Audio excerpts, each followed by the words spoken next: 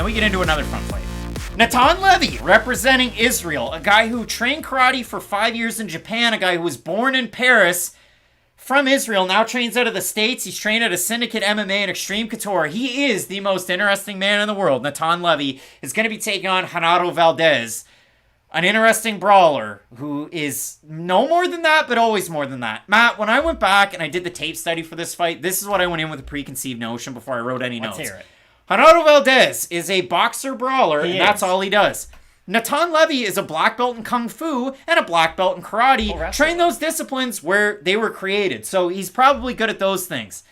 And then I watched the tape, and neither one of these guys do either of those things. They go out there and do that for a little bit until it gets boring, and then they start wrestling. And it's against wrestlers that don't wrestle. So they have the weirdest styles to fight each other, and they have the weirdest styles in general, and I don't know if either one's going to crack a top 15, and I think this is going to be one of those fights where everybody's like, what? They told me this was going to happen, and then I get this. It is a weird fight. Now, maybe for me, it's always stood out more with Levy, because I do think of him as that karate style of a fighter. And when you look at his stance, he kind of starts out that way. He's light on his feet, but he does like to shoot in from a far distance. And that's the thing about both these guys. I don't think either one of them is going to touch the rankings, especially in this weight division. It's very difficult to become a ranked fighter at 155 pounds. You have to go on like 7-8 fight win streaks, and then maybe you'll get like a co-main event of a fight night against a former champion, and yeah, good luck with that stuff. So I think it is a very tall mountain to climb, but for Levy, he does like to shoot for a lot of takedowns. And you know that meme of that guy with the ponytail and like the 2 knee braces doing those like wrestling like slides across the mat, maybe? Anyways, Levy does shoot from really far distance away, and it always worries me. If he does fight a very high level counter striker, you can see that being an opportunity for them to really hit him, because he does like to operate from that very long distance, because that's where he is most comfortable with his own strikes. But the problem is, and you're right, he does like to wrestle a lot with his own style.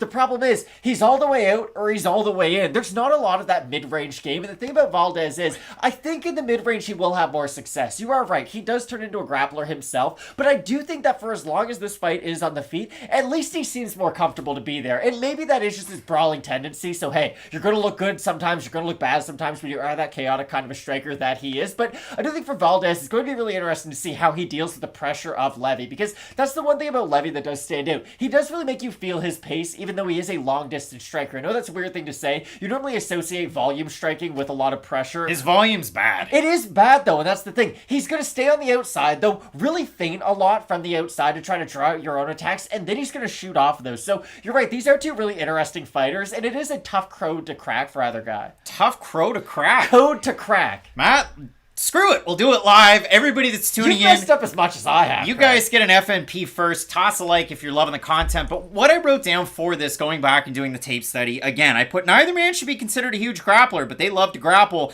For Valdez, it's power takedowns to then go submission or damage over position. And he will. He's one of those guys like AJ Dobson. AJ Dobson will take you down and then go for a rear naked choke with no hooks on the back, just from the side. Valdez is one of those guys. And when I look at Natan Levy, what I had written down was, Levy, it's continuing to chain all of his takedowns, and he's always threatening with them.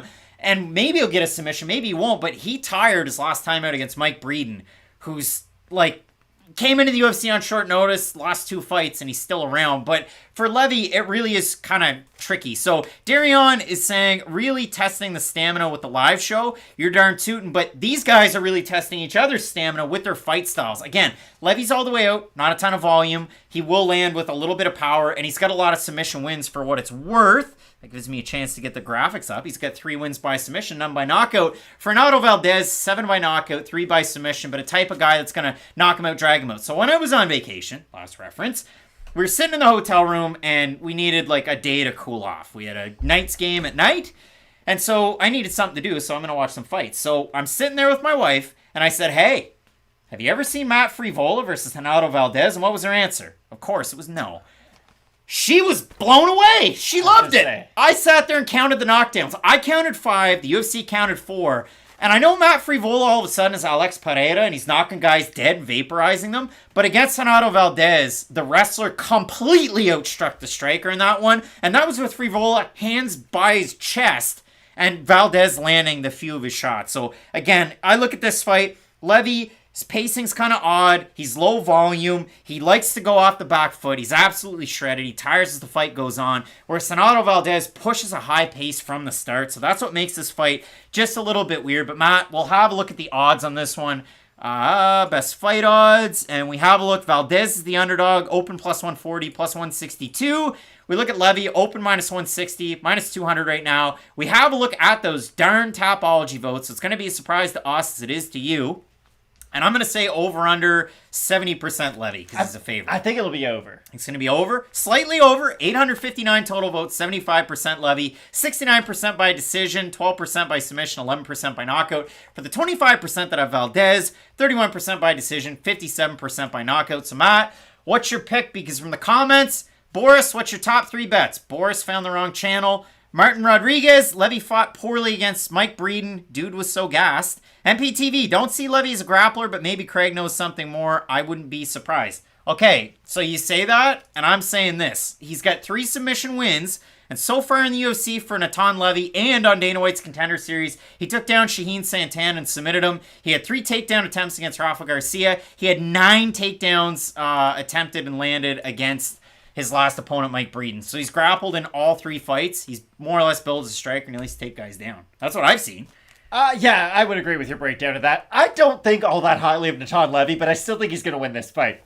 I like his distance management. I do think Valdez is going to be swinging at air a lot. I do think he's going to be the more aggressive fighter, and that's the thing. Valdez might win the first round. He might be a pretty good bet to win the first round, but I think as the fight progresses, which is weird to say with a guy like Levy, as the fight progresses, I think Levy is going to have more success with his own takedowns and his own grappling, because Valdez becomes a grappler once he does get a little bit more tired on the feet, when he's a little bit exhausted for swinging those big bombs. I think when he gets to that point of exhaustion, that's when Levy can start to take over with his own grappling. But the thing about Levy is, I think his style of grappling is going to have a very big difficulty against the higher level guys in this division. There's some great grapplers offensively and defensively in this division. Think of a guy like Renato Moicano, who's not even ranked at 155. Like, there's some great fighters in this division. I like Levy, but I'm just not really sure where he fits into the whole picture at 155. I like him a little bit more. Like, Valdez didn't really beat the highest level competition. At one point, I thought the Arismendi win was really good, and then Arismendi went on to lose a whole bunch of fights, the guys that are now in the UFC. But